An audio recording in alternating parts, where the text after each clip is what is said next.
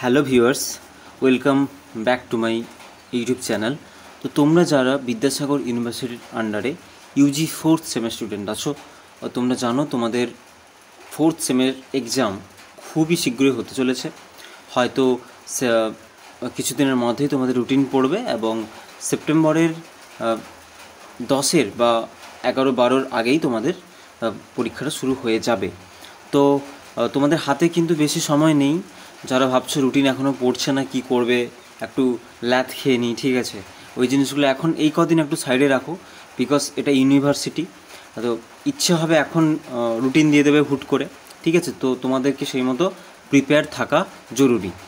তো আজকে তোমরা জানো আমি প্রিভিয়াস আমার ভিডিও ছিল CC8 ইউরোপিয়ান ক্লাসিক্যাল লিটারেচারের লাস্ট মিনিট সাজেশন। তো আজকে আমি তোমাদের সামনে CC9, যেটি মূলত মডার্ন ইউরোপিয়ান ড্রামা, আমি ওটিরই সাজেশন তোমাদের সামনে নিয়ে চলে এসেছি। তো তোমরা ভিডিওটি আমার সাথে একদম শেষ অবধি দেখো। আমি ডিটেল অ্যানালাইসিস করছি, কি পড়বে, কোনটা স্কিপ করবে, ঠিক আছে। সব তো পড়া সম্ভব নয়, আমাদের কিছু ছাড়তে হবে।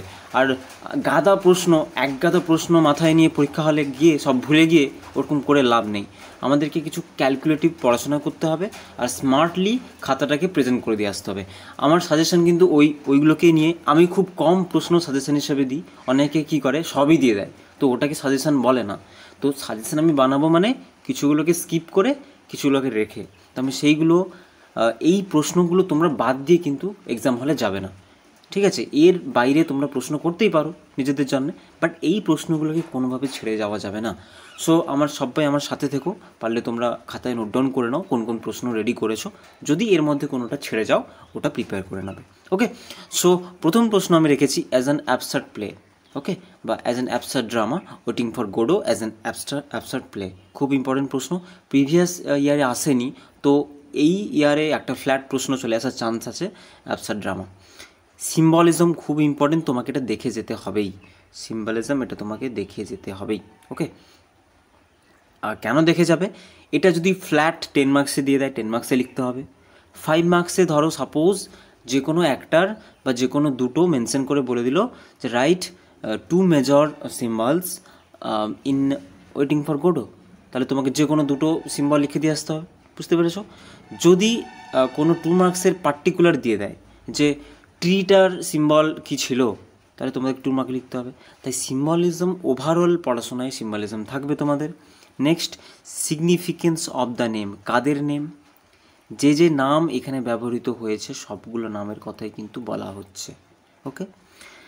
সাপোজ ভ্লাদিমির, এস্ট্রাগন, এই নামগুলোরও বিশেষত্ব কী, সিগনিফিকেন্স কী। গোডো, এই গোডো নেমের সিগনিফিকেন্স কী, মানে লাকি নেমের সিগনিফিকেন্স কী, পোজোর সিগনিফিকেন্স কী, এইগুলোর সিগনিফিকেন্স অফ দ্য নেম খুব ইম্পর্ট্যান্ট একটা প্রশ্ন আর ডিফিকাল্টও, ঠিক আছে। এই সিগনিফিকেন্স অফ নেমে একটু বাইবেলের একটু ব্যাপার স্যাপার আছে, তোমরা এটাকে একটু ডিটেল পড়ে নিও, ওকে। সো এটা 5 মার্কসের জন্য ইম্পর্টেন্ট, দিতে পারে।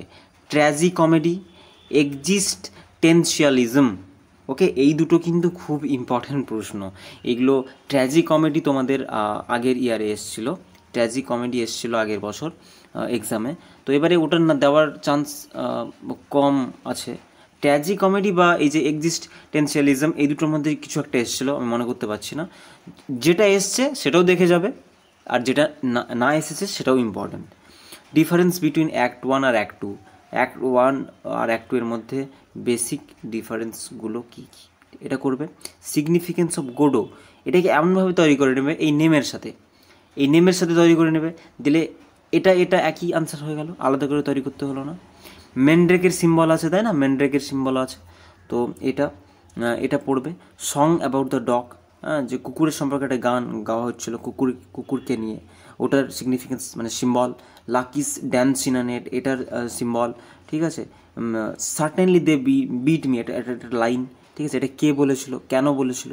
পোজোস, ইম্পর্টেন্স বা সিগনিফিকেন্স অফ পোজোস ব্লাইন্ডনেস, লাকিস যে স্পিচ দিয়েছিল তার জিস্টটা কী, লাকি পোজো এপিসোড, এটা তো খুবই ইম্পর্ট্যান্ট, 2 or 5 or 10 মার্কসের জন্য খুব ইম্পর্ট্যান্ট।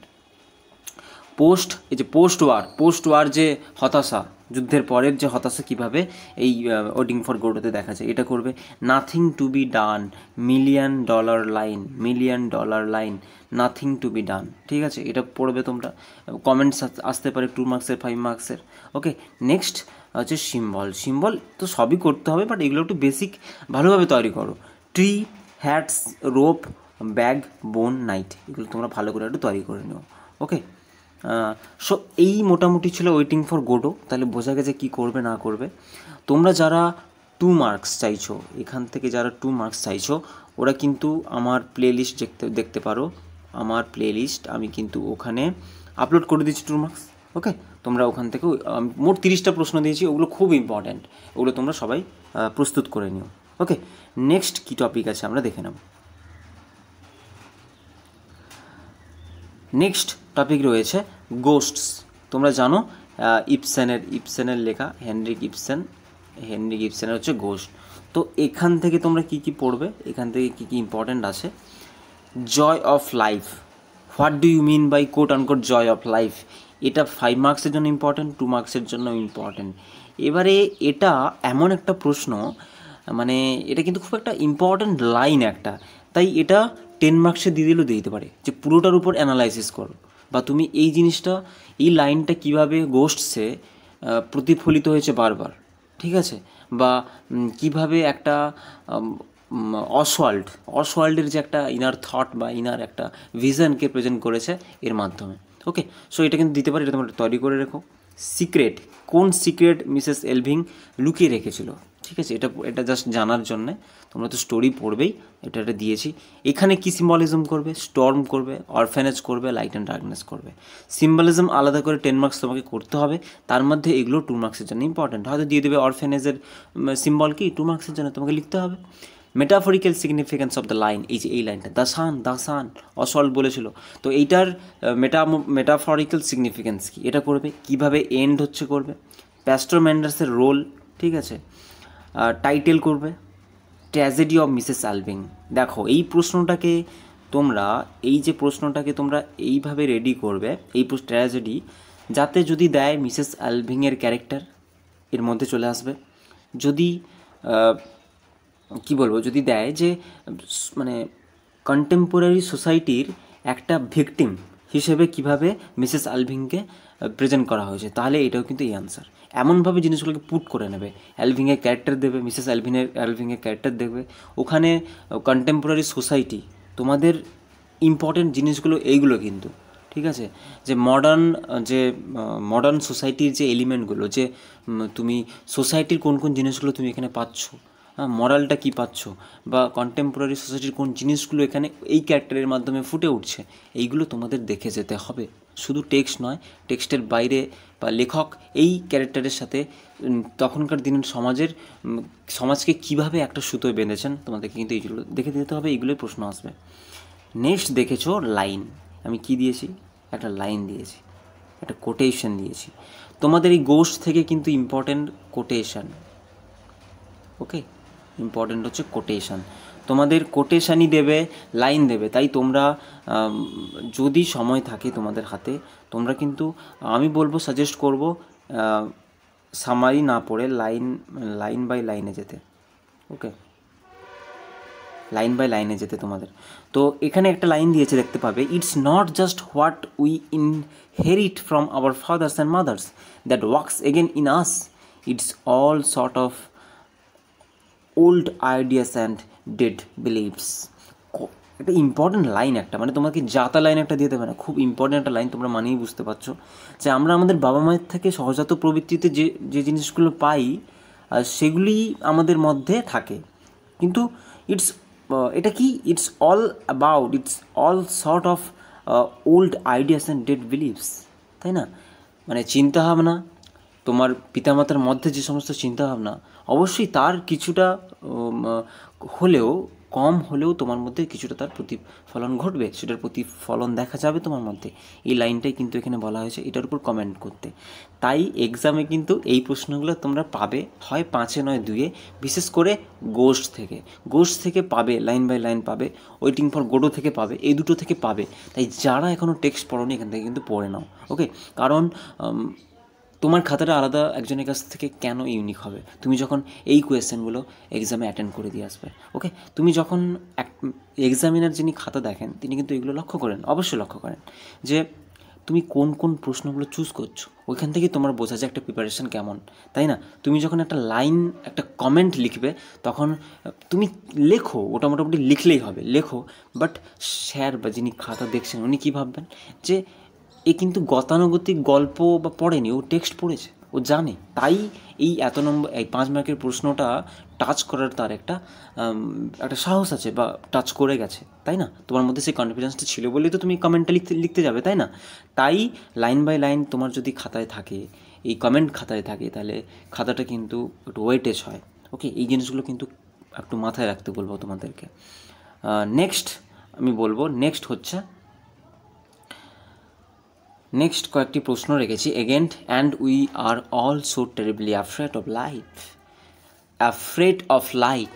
তাহলে কে বলে, এটা দিয়ে দিবে, বলবে কে বলেছে, কেন বলেছে, কোন পরিপ্রেক্ষিতে বলেছে, এইগুলো। তাহলে এইগুলো তোমাদেরকে জানতে হবে টেক্সট, নাহলে উপায় নেই। Ghost, the couple in the conservatory, okay? তো এটা করে দেবে তোমরা। এগুলো আমি কয়েকটা জাস্ট তোমাদের একটা লাইন একটা দেখানোর জন্য তোমাদের এগুলো অ্যানালাইসিস করেছি, ওকে? যে এই লাইনগুলো দিতে পারে, তো এগুলো তোমাদেরকে কিন্তু অ্যাটেন্ড করতে হবে। নেক্সট তোমাদের আছে the good woman of Setzuan. তোমাদের the good woman of Setzuan আছে। তো এখান থেকে কি করবে? রোল অফ অং করবে, এপিক থিয়েটার বা চাইনিজ, একই প্রশ্ন, কেউ ঘাবড়ে যাবে না। চাইনিজ, ওকে? আচ্ছা, Chinese epic theatre, social crisis. এই যে ক্যারেক্টারটা ছিল মেন প্রোটাগনিস্ট, যে কিনা সুইটা, তো ও ডিসগাইজ করেছিল তোমরা জানো। তাহলে কেন তাকে ডিসগাইজ করতে হয়েছিল? তাহলে কোন সমস্যার সম্মুখীন হওয়ার পরে তাকে ডিসগাইজ হতে হয়েছিল? তাহলে নিশ্চয়ই সেটা একটা সোশ্যাল ক্রাইসিস, তখন সমস্যা ছিল ওখানকার কন্টেম্পোরারি সোসাইটির। তাহলে এইটা তুমি কীভাবে দেখতে পাও? এই জিনিসগুলো তোমাদেরকে পড়ে যেতে হবে। এন্ডিং কীভাবে এন্ড হচ্ছে, একটা এপিলগ ছিল, ওর সিগনিফিকেন্স কী? ব্রেক্টস, মানে তোমাদের যে লেখক, ব্রেক্টস ইউজ অফ এলিনেশন টেকনিক কীভাবে তিনি থ্রু আউট দ্য ড্রামা তিনি ইউজ করেছেন। হ্যাঁ, এগুলো করো। আর তোমাদের যে এখানে যে গডটা ছিল, আমি বোধহয় সামহাউ স্কিপ করে গেছি, না স্কিপ করিনি তো। এই যে গড আছে দেখো 4 নম্বরে, দ্য গড মানে সম্পূর্ণ এন্টার জিনিস তোমাকে জানতে হবে, ওটা কেন এসেছিলো, এসে কী করেছিল, ঠিক আছে? তো এই জিনিসগুলো তোমাদেরকে জানতে হবে। Symbolic significance of the gods, okay? এই জিনিসগুলো তোমাদেরকে পড়ে যেতে হবে। এইগুলো আপাতত রেডি করো, মানে তোমাদেরকে আর এক্সট্রা তোমরা চাইলে করতে পারো, বাট এই প্রশ্নগুলোকে কোনোভাবে স্কিপ করা যাবে না, ফার্দার স্কিপ করা যাবে না, ঠিক আছে? নেক্সট তোমরা জানো তোমাদের দ্য রাইনোসরাস আছে। এবারে কিন্তু তোমাদের যে সিলেবাসটা আছে, তোমাদের আগের ব্যাচে যারা ছিল ওদের হচ্ছে সিলেবাসটা কনসাইজ ছিল, মানে 3টে জিনিস ছিল, আগের 3টা। এই রাইনোসরাস কিন্তু ছিল না, এটা কিন্তু ছিল না। এবারে এটা তোমাদের এবারে ইনক্লুড হয়েছে, মানে এটা বিদ্যাসাগর ইউনিভার্সিটির নিউ টপিক, এটা হচ্ছে নিউ টপিক, এই টপিকটা নিউ। তো এইবারে এটা থেকে কি প্রশ্ন করবে এটা সম্পর্কে ততটা ধারণা নেই, বাট যেটা নতুন টপিক হয় ওখান থেকে তো প্রশ্ন দেয়। এবারে যেটা মনে হচ্ছে এখান থেকে কিন্তু ফ্ল্যাট দিয়ে দেবে, যে সাপোজ ধরো দ্য অ্যাবসার্ড প্লে দিয়ে দিল, the rhinoceros, consider the rhinoceros as an absurd play, বা টাইটেল দিয়ে দিল, ঠিক আছে? টাইটেল দিবে বা পলিটিক্যাল অ্যালিগরি, এখানে জানো তোমরা একটা পলিটিক্যাল ইস্যু রয়েছে, নাজিদের সিম্বল একটা ব্যবহার করা হয়েছে, তাহলে এটা দিয়ে দিতে পারে। আবার এখানে দিয়ে দিতে পারে সিম্বল। এই যে ড্রামাগুলোয় সিম্বল একটা ইম্পর্টেন্স ভূমিকা, তাই সবগুলো তোমাকে সিম্বল করে যেতে হবে। এখানে সিম্বল, এই যে রাইনোসরাসের সিম্বল কী, তাই না? তোমরা রাইনোসরাস পড়ছো, টাইটেলটা কেন বা সিম্বল, এই যে এত প্রশ্ন না করে তোমরা একটাই প্রশ্ন করবে, রেডি করবে, সেখানে আনসার সব থাকবে, তাহলে তোমরা যেইটা আসবে সেটা তো লিখতে পারবে, তাই না? তো এই জিনিসগুলো এইভাবে তৈরি করতে হবে। ক্যারেক্টার বা রোল অফ বেরেঙ্গার, এখানকার মেন প্রোটাগনিস্ট হচ্ছে বেরেঙ্গার, এর ক্যারেক্টার তোমাদের জানতে হবে। একটা কমেন্ট আছে, আমি কমেন্টটা দিয়েছি, I sometimes wonder if I exist myself. এটা খুব ইম্পর্ট্যান্ট একটা লাইন, এর কমেন্ট আসতে পারে, ঠিক আছে। আর যারা 2 মার্কসের কথা বলছো যে 2 মার্কস কী করবে, আমার কিন্তু চ্যানেলে আমি দিয়ে দিয়েছি, চ্যানেল দেখে নিও, চ্যানেল ডেসক্রিপশান দেখে নিও, আমি ডেসক্রিপশানে দিয়ে দেবো লিঙ্ক, ওকে, ডেসক্রিপশানে দেখে নিও। 2 মার্কস সম্পূর্ণ অ্যানালাইসিস করেছি, ওগুলো দেখে গেলেই হবে। Act 1 sets in a provincial small town. কেন অ্যাক্ট 1টা সেট আপ একটা ছোট জায়গায় রাখা হয়েছে, কেন ছোট জায়গায় রেখেছেন ইউজিন আইনেস্কো, ঠিক আছে, এটার একটা সিগনিফিকেন্স আছে। কিভাবে এন্ডিং হচ্ছে এটা তোমরা দেখে নিও, এবং মেসেজ, তিনি এই কী মেসেজ দিয়ে যাচ্ছেন, ওকে, তিনি কোন মেসেজ তার রাইনোসরাসের মাধ্যমে তিনি দিয়ে যাচ্ছেন, বা মরাল আমরা কী পাবো, ঠিক আছে, এটা দেখে নিলে বা মেসেজ তোমরা করে নিলে, ওকে। সো তোমাদের এই জিনিসগুলো কিন্তু করতে হবে। তো রাইনোসরাস থেকে আপাতত এইগুলোই, আর বেশি কিছু বলবো না। তো তোমরা বুঝতেই পারলে আজকের ডিটেল অ্যানালাইসিস এটাই ছিল, এবং বুঝতেই পারছো, এগুলোই রেডি করো তোমরা ভালোভাবে। Waiting for ghost, the good woman Setzuan and the rhinoceros. তাহলে তোমরা প্রশ্ন এগুলোই করো, রাইনোসরাস থেকে এইগুলো, গুড ওমেন সিজুয়ান থেকে এইগুলো, গোস্ট থেকে এইগুলো, ওয়েটিং ফর গোডো থেকে এইগুলো, তোমাকে এগুলো করতেই হবে।